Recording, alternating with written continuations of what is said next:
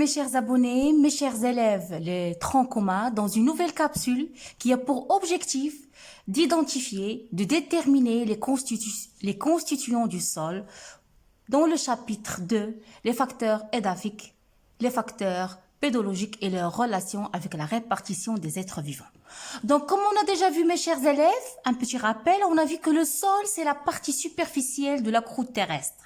Son épaisseur, ça varie entre quelques centimètres à quelques mètres. Donc, il constitue le milieu de vie de plusieurs êtres vivants qu'on verra ultérieurement dans les prochaines vidéos. Question que ça pose, c'est quels sont les différents constituants du sol? Quels sont les composants du sol? Ce sol, cette terre-là, elle est composée de quoi?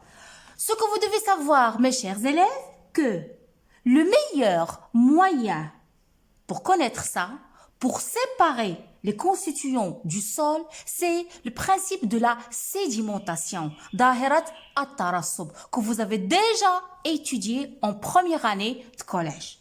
Donc, la sédimentation, mes chers élèves, c'est le meilleur moyen de séparer par ordre de taille. Je dis la taille, c'est-à-dire le diamètre, et par ordre de poids, les différents constituants du sol. Donc, comment on va faire ça?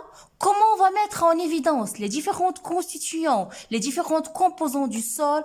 On réalise, si vous voyez, les manipulations suivantes. Ou bien, je peux dire, s'il vous plaît, on réalise les expériences suivantes. Donc, synonyme de manipulation, apprenez tajriba, c'est manipulation, c'est expérience. Comment on procède?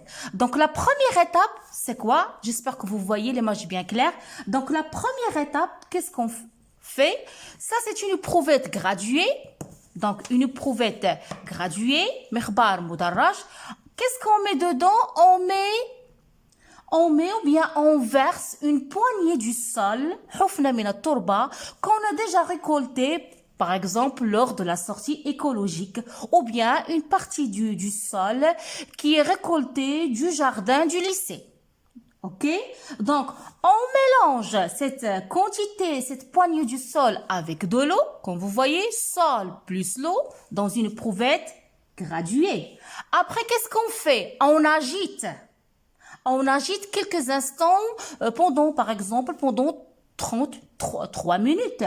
C'est-à-dire, on secoue énergétiquement l'éprouvette. Vous allez me dire pourquoi?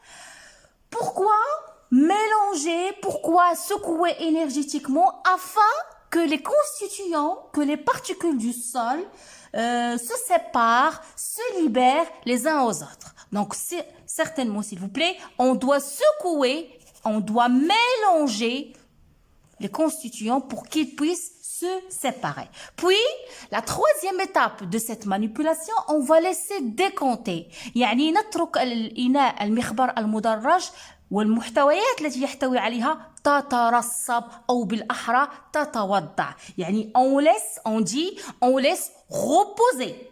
Ça, c'est un verbe que vous connaissez. Mais le verbe scientifique que vous devez utiliser dans ce cas-là, on laisse sédimenter. يترسب. Ou bien on laisse décompter pendant quelques heures. C'est-à-dire, on laisse les constituants du sol se déposent, c'est le dépôt, se sédimente, c'est la sédimentation, se séparent au fond de l'éprouvette. Après quelques heures, qu'est-ce qu'on obtient? On obtient le résultat suivant. C'est clair?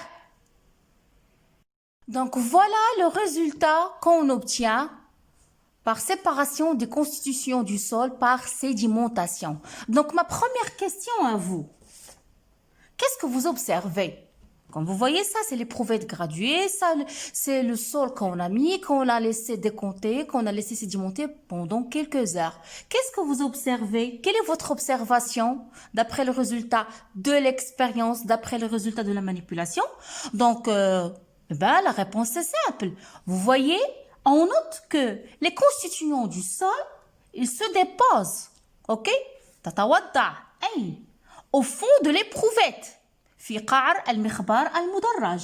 لكن il se dépose, comme vous voyez, cailloux, sable grossier, sable fin, limon, l'argile, l'humus, l'argile en suspension.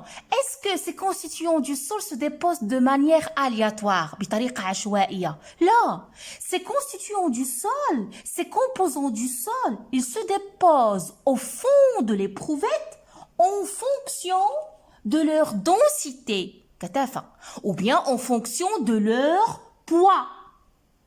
C'est-à-dire, qu'est-ce qu'on trouve en bas?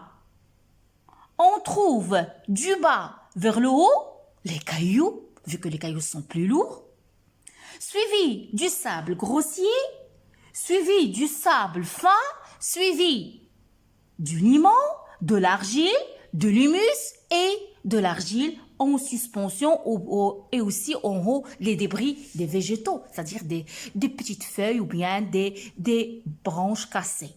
Donc notez bien, après l'expérience de la sédimentation, de la décontation, on note, on observe, on remarque. Regardez, je vous donne les verbes que vous pouvez utiliser pour analyser une expérience. Observer, remarquer, on note. Donc, qu'est-ce qu'on note? Que les constitutions du sol se déposent selon leur poids, du poids le plus élevé vers le poids le plus faible. Donc, quelle est la conclusion qu'on peut tirer? Parce que vous le savez déjà, à partir d'une analyse d'une expérience, on doit tirer une conclusion. Donc oui, c'est facile la conclusion. Qu'est-ce qu'on peut conclure? Qu'est-ce qu'on peut déduire? Donc retenez bien, conclusion, déduction, c'est la même chose. Donc on déduit que le sol il est composé de quoi?